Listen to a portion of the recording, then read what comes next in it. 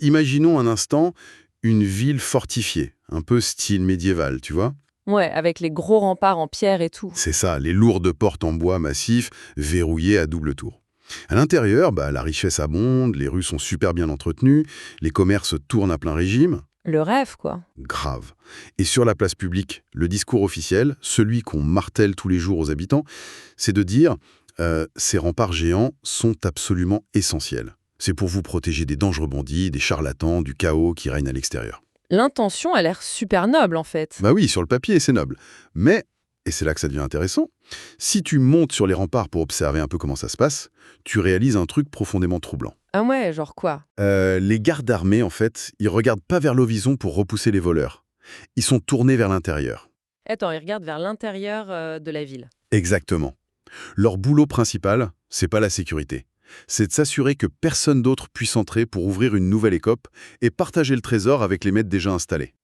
L'image est brutale, franchement. Mais quand on plonge dans les données macroéconomiques, c'est très exactement la dynamique qui se dessine. Et c'est pour ça qu'on en parle aujourd'hui. On va pas faire un cours d'histoire médiévale, je rassure ceux qui nous écoutent. Ah bah, j'espère pas, je suis pas venu pour ça. Non, t'inquiète. On plonge direct dans les rouages de notre économie européenne moderne. Et plus spécifiquement, dans ce qu'on appelle la réglementation des professions. Les fameuses professions à accès restreint. C'est un sujet massif, du coup. Massif, ouais. Pour cette exploration, on a compilé une montagne de sources. On a des rapports de la Commission européenne, des audits de la Cour des comptes, des études indépendantes et un document de l'Inspection générale des finances en France qui est, pour le coup, assez explosif. Ouais, le fameux rapport de l'IGF, il décoiffe pas mal. C'est clair. Mais le but, c'est pas de faire un catalogue ennuyeux de ces rapports. L'objectif de notre analyse aujourd'hui, c'est de regarder en face une donnée empirique, un fait marquant qui dérange un peu. C'est-à-dire la façon dont ces licences professionnelles fonctionnent concrètement. Voilà. Comment elles agissent, selon les chiffres purs et durs, comme un mécanisme d'ingénierie de la pauvreté et de concentration des richesses. On parle d'un système qui, à lui tout seul, détruirait environ 700 000 emplois dans l'Union européenne. 700 000, c'est pas une paille. Mais je pense qu'il faut faire une grosse précision avant d'aller plus loin. Ouais, vas-y, je t'en prie. Les mécanismes que révèlent ces données, ça touche à des cordes hyper sensibles. On parle d'inégalité sociale, de pouvoir d'achat, de politique économique. C'est des sujets qui fâchent, en général. Totalement. Donc l'idée ici, c'est absolument pas de distribuer des bons ou des mauvais points, tu vois. On prend pas de posture politique, de gauche ou de droite, et on critique surtout pas les professionnels qui se lèvent le matin pour faire leur métier. Bah non, ils jouent avec les règles qu'on leur donne, en fait. Exactement, ils respectent les règles en place. Ce qu'on va faire aujourd'hui, c'est juste démonter le moteur du système pour voir comment les pièces s'emboîtent. On suit purement et simplement ce que la recherche empirique nous montre. D'accord. Alors démontons ce fameux moteur. Le discours officiel, la théorie qu'on nous vend, c'est la protection du consommateur. Mais en pratique, comment un marché du travail se retrouve complètement sous clé? C'est là que ça devient fascinant ou effrayant, ça dépend comment on voit les choses. J'avais pensé à une petite analogie en lisant les sources.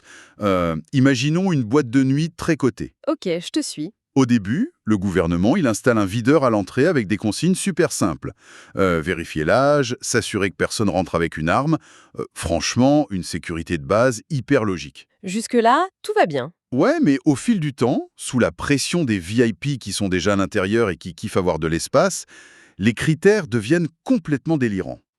Genre quoi?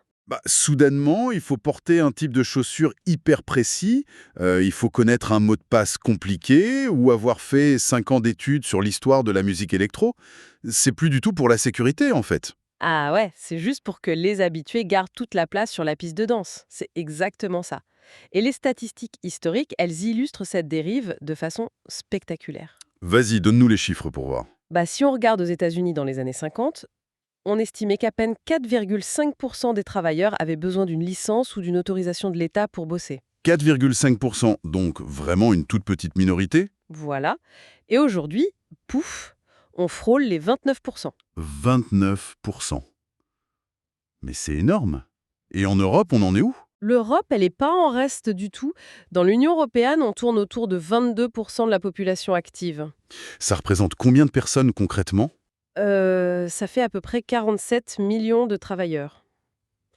47 millions de personnes qui doivent obtenir une permission explicite de l'État ou d'un ordre professionnel juste pour avoir le droit de gagner leur vie dans leur domaine. C'est dingue. Et j'imagine que d'un pays à l'autre en Europe, l'épaisseur du rempart, elle n'est pas la même partout. Ah bah les disparités sont gigantesques, ce qui prouve bien que ces règles, c'est pas des lois universelles de la nature, tu vois. C'est clair. On est à combien en moyenne? La moyenne européenne, c'est environ 212 professions réglementées par État. 212. Et la France? La France, elle est un peu au-dessus de la moyenne. On est à 254 professions. Pas mal.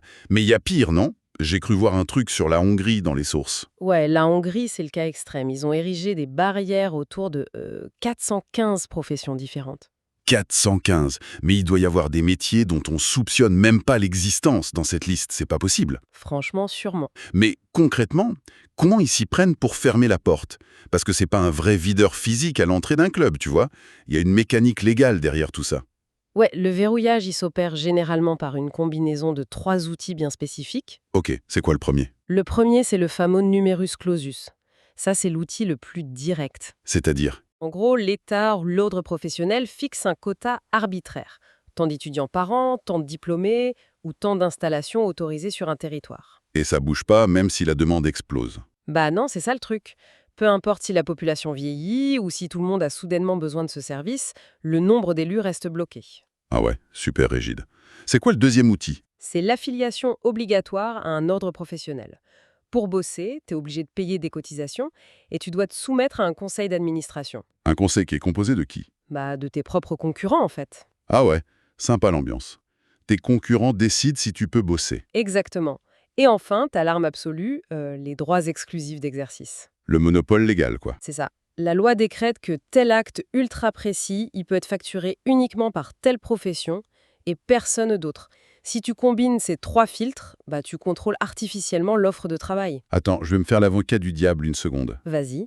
Si je dois me faire opérer du cœur demain, franchement, je suis super heureux qu'il y ait un ordre des médecins, un diplôme obligatoire hyper dur à avoir. Bah oui, c'est normal. Donc l'argument de la sécurité publique et de la qualité irréprochable, il tient quand même grave la route pour éviter de se retrouver entre les mains d'un boucher, non? Ah mais c'est l'argument massu. C'est la justification de tout l'édifice, en fait. Mais il y a un mais, je sens. Ouais. Sauf que les sources économiques, quand on sort du bloc opératoire pour regarder la grande majorité des autres professions réglementées, bah elles montrent une réalité bien différente. Comment ça? Les règles garantissent pas la qualité. Bah, les données peinent vraiment à trouver un lien mesurable entre la rigidité de la licence et une quelconque amélioration de la qualité ou de la sécurité pour le consommateur. C'est super contre-intuitif ça. Comment imposer plus de règles, des examens plus durs, ça génère pas plus de qualité à la fin? Parce que les réglementations, elles mesurent presque exclusivement ce qu'on appelle des intrants. C'est un terme d'économiste ça. Ça veut dire quoi en langage normal? En gros, on mesure le temps que tu as passé sur les bancs de l'école, la réussite à un examen théorique hyper standardisé, ou le paiement d'une grosse taxe d'inscription. Ok, Mais elle mesure pas du tout le résultat sur le terrain, le talent réel, l'empathie du mec ou son habileté manuelle. ouais, ça valide que t'es bon pour passer les examens, quoi. Exactement. Les sources citent un exemple hyper parlant sur les enseignants en Californie d'ailleurs. Ah oui, j'ai vu passer ça, raconte. Bah, une étude approfondie a comparé les profs qui étaient certifiés par l'État de Californie avec ceux qui bossaient, mais qui n'avaient pas cette certification officielle. Et alors? Les certifiés étaient largement meilleurs, j'imagine. Bah, figure-toi que non. Résultat de l'étude, zéro différence statistique sur l'efficacité de l'enseignement ou les notes des élèves. Aucune. Zéro différence. C'est fou. Et il y a un autre rapport sur les dentistes de l'armée de l'air américaine, c'est pareil, hein, ils ont regardé si le fait de durcir les lois d'accès à la profession dans certains États améliorait les soins. Et Bah, ça n'améliorait absolument pas la qualité clinique des soins dentaires. En fait, on crée juste un énorme parcours du combattant académique. Ça filtre les profils atypiques, ça bloque des gens sans jamais garantir un meilleur service à l'arrivée. donc, on résume.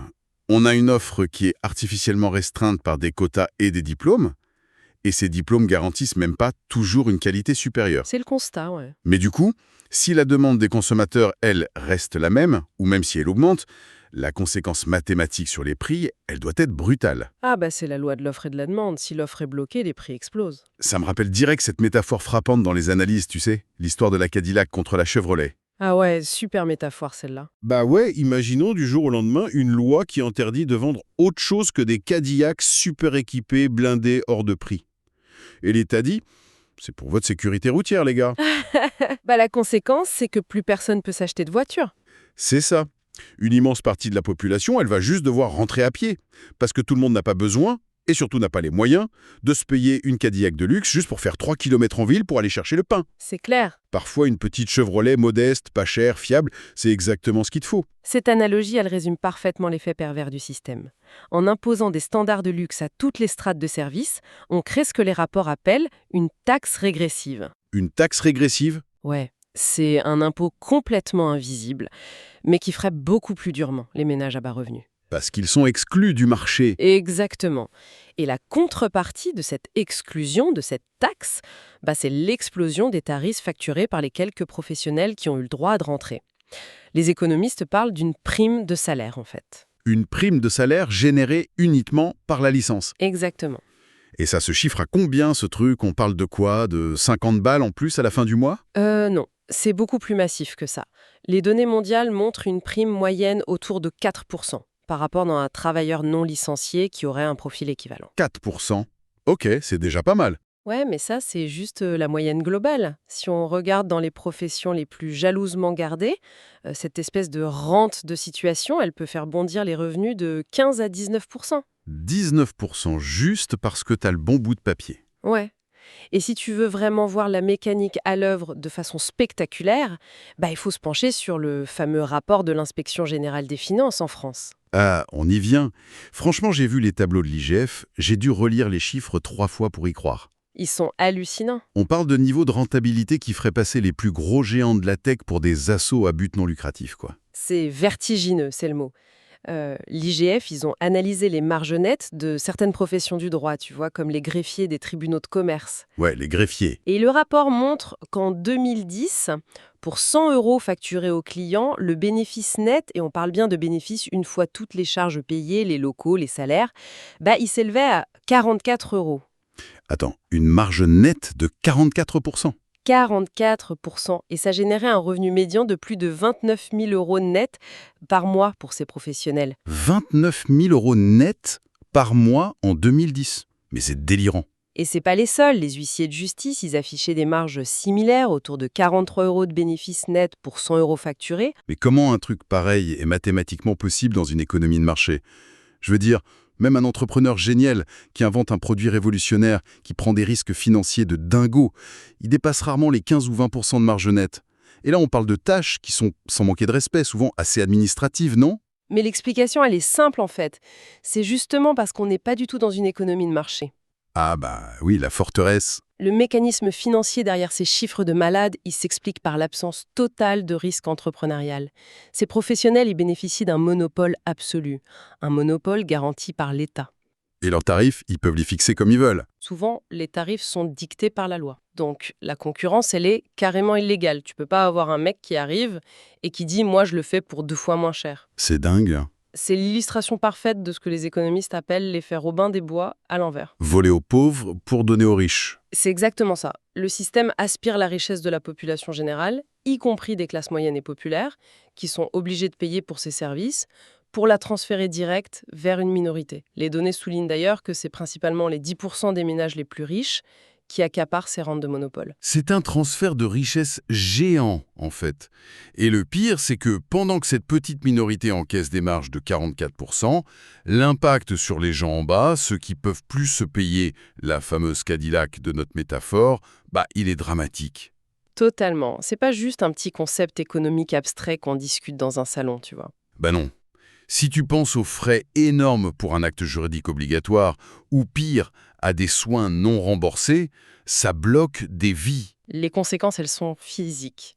Les rapports sur l'impact social de la réglementation, ils mentionnent des cas où les populations les plus vulnérables renoncent tout simplement à des services de base. À cause des tarifs maintenus artificiellement hauts. Voilà.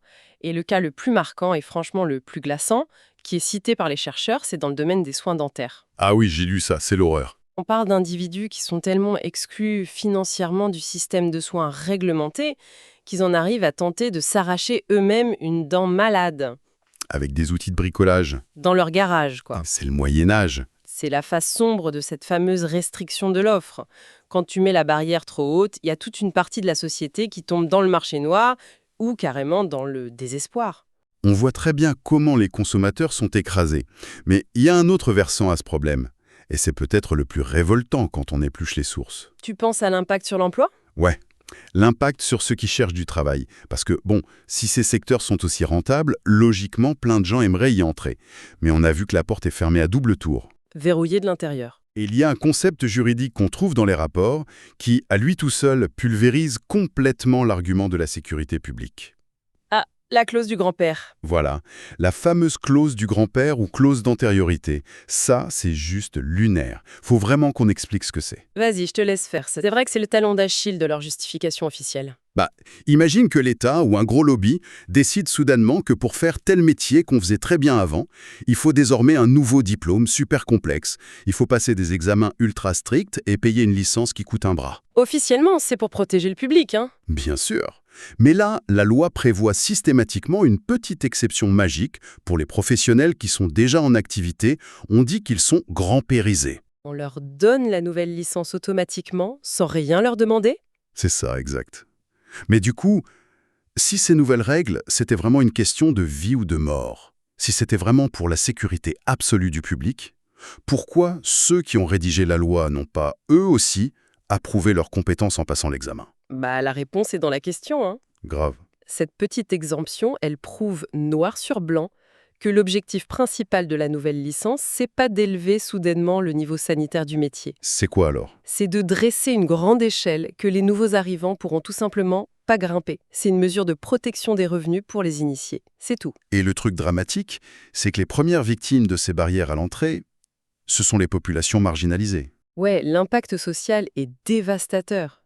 Historiquement, il y a plein de métiers de service comme la coiffure, l'esthétique, les petites réparations, qui servaient de tremplin pour sortir de la pauvreté. C'est des métiers où tu pouvais apprendre sur le tas, en fait. Tu commençais en bas et tu montais. Exactement, l'ascenseur social.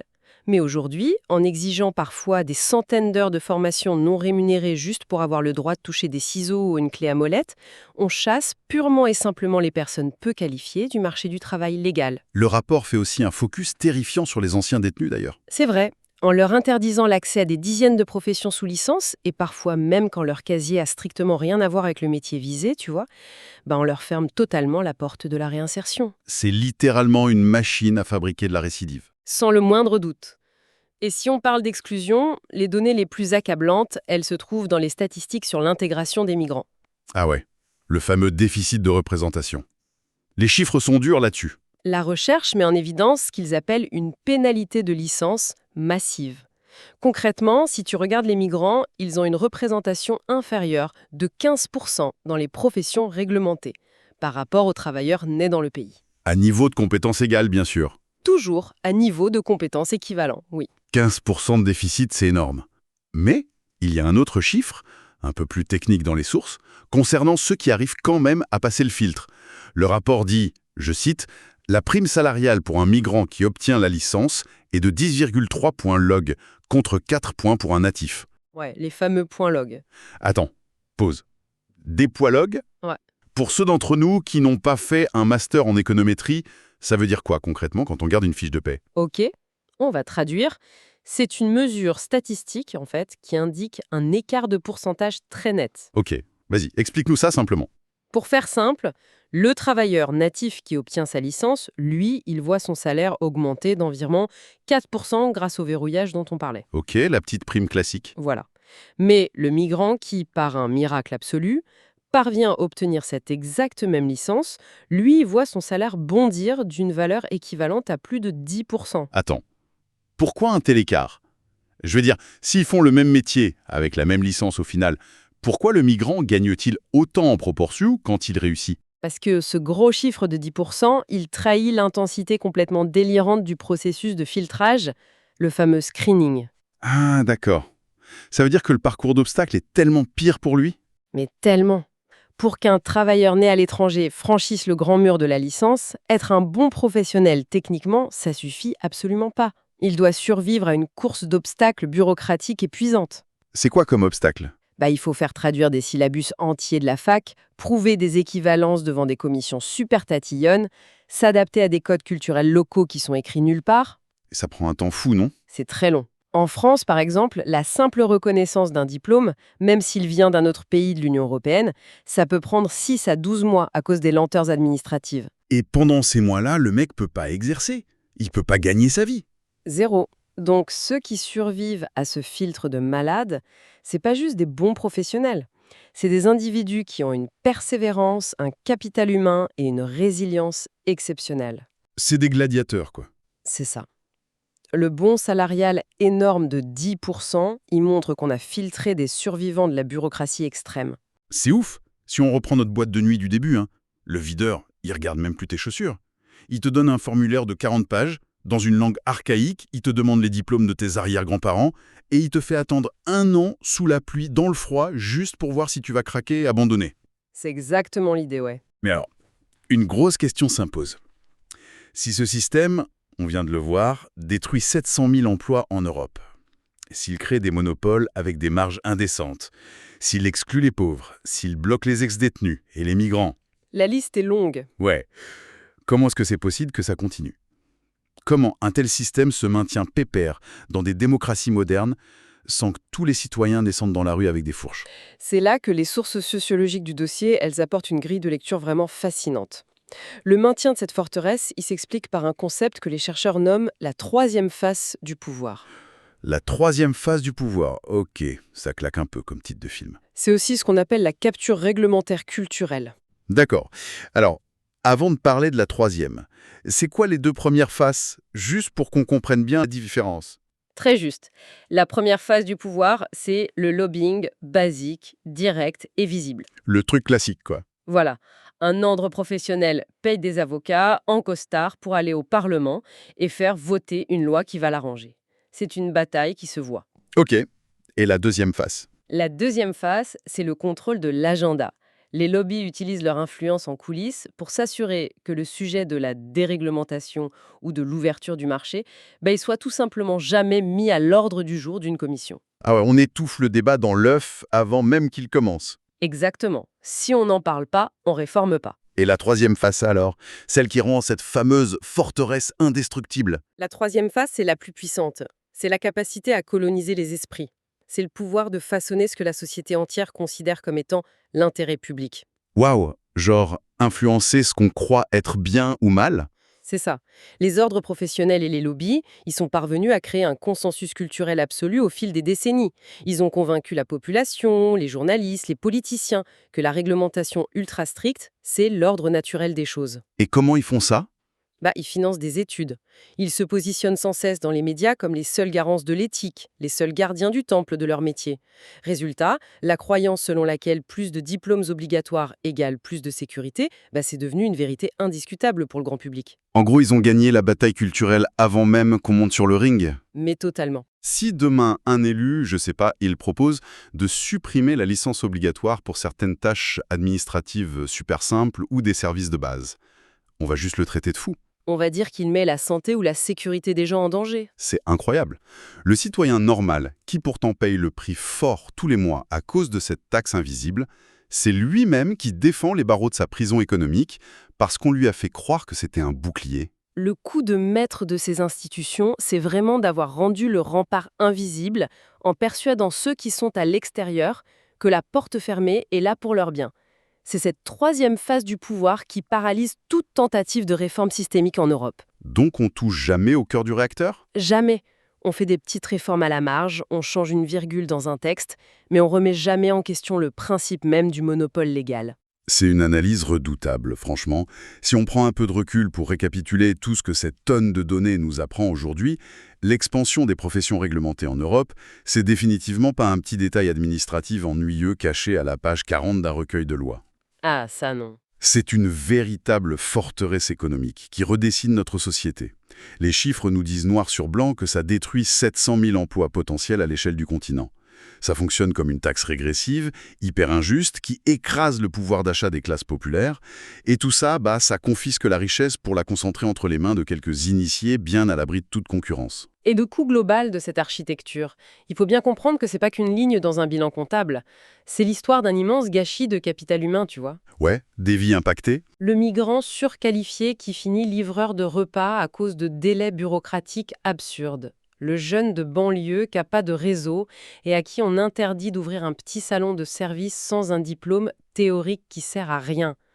Ou la famille modeste qui renonce carrément à des actes notariés ou médicaux essentiels parce que les tarifs de monopole sont juste inaccessibles. C'est tragique quand on le ramène à l'humain. Le vrai défi posé aux législateurs aujourd'hui, c'est de comprendre qu'on peut parfaitement garantir la qualité par d'autres moyens. Par exemple avec des systèmes d'évaluation transparents ou des certifications volontaires qui informent le consommateur sans l'obliger. Pas besoin de sortir l'arme nucléaire du monopole exclusif qui détruit complètement l'opportunité pour les autres. C'est un changement de paradigme complet qui est nécessaire. Ouais. Et d'ailleurs, pour clôturer cette analyse, il y a une dernière réflexion qui émerge de tout ça. Une petite pensée assez provocatrice tournée vers l'avenir qu'on voulait soumettre à ceux qui nous écoutent. Ah oui, l'éléphant dans la pièce technologique. Voilà. On a bien compris avec la petite histoire de la clause du grand-père que ces fameuses barrières servent avant tout à protéger les revenus des professionnels en place face à des concurrents en chair et en os. Exactement. Protéger les humains déjà installés contre les humains qui veulent rentrer. Mais là, on est à l'aube d'une révolution technologique fulgurante. Que va-t-il se passer demain, ou même après-demain, avec l'intelligence artificielle? Ça, c'est clairement la prochaine grande ligne de front pour ces forteresses. Si une IA devient capable, avec toutes les données cliniques ou juridiques à l'appui, de réaliser un prédiagnostic médical sans erreur, ou de rédiger un contrat commercial ultra complexe, ou même de faire de l'expertise comptable pointue avec beaucoup plus de précision qu'un humain, et surtout pour une fraction du coût actuel. La question, c'est comment les ordres professionnels vont réagir face à la machine? C'est ça? Vont-ils envoyer leurs armées de lobbyistes, utiliser cette fameuse troisième phase du pouvoir dont tu parlais, pour exiger que l'algorithme obtienne lui aussi un diplôme universitaire de 6 ans? Vont-ils sérieusement militer pour que l'IA paye une cotisation mensuelle à l'ordre? Ça paraît absurde dit comme ça. Ouais, mais jusqu'où ces remparts seront-ils surlevés pour empêcher la technologie de faire exploser ses prix abusifs? Pour empêcher l'IA de démocratiser l'accès à ses services de base pour les citoyens les plus modestes? C'est une question fondamentale. C'est clair. Et au vu de ce que les chiffres implacables nous ont montré aujourd'hui, quiconque s'intéresse un tant soit peu à l'avenir de nos économies fera bien de garder un œil très très attentif sur les gardes qui patrouillent sur ces murs. À méditer, ouais.